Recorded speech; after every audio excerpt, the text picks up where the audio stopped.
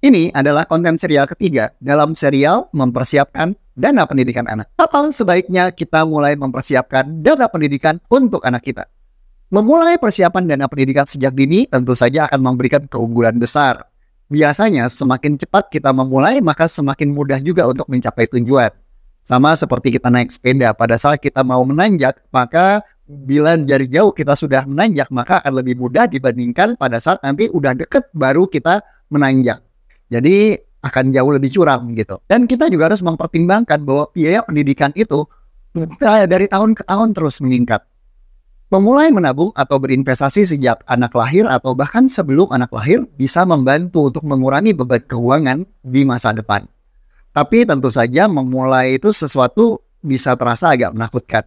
Nah, jadi saya akan spill beberapa langkah-langkah sederhana untuk memulai berinvestasi atau menabung untuk dana pendidikan. Yang pertama adalah kita harus mengevaluasi keuangan kita. Berapa banyak yang bisa kita tabung setiap bulan untuk pendidikan anak.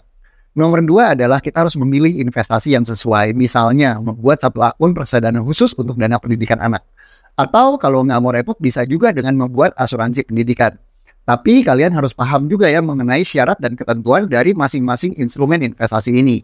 Kemarin ada yang cerita bahwa asuransi pendidikan yang sudah disiapkan ternyata tidak memberikan hasil sesuai dengan harapan. Dalam konten-konten selanjutnya saya akan bahas juga mengenai jenis-jenis investasi yang cocok dan bisa diikuti untuk dana pendidikan beserta syarat dan ketentuannya. Jadi ikutin terus konten-konten ini. Nah, nomor 3 adalah tetap konsisten.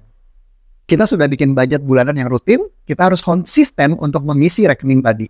Karena kalau tidak konsisten maka dananya nggak akan berkumpul.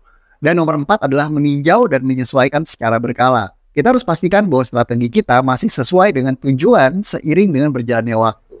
So, gimana nih? Kira-kira apakah kalian sudah mulai tercerahkan tentang cara bagaimana mempersiapkan dana pendidikan untuk anak-anak kita? Kalau mau tanya atau mau sharing, boleh juga di kolom komentar. Saya tunggu ya.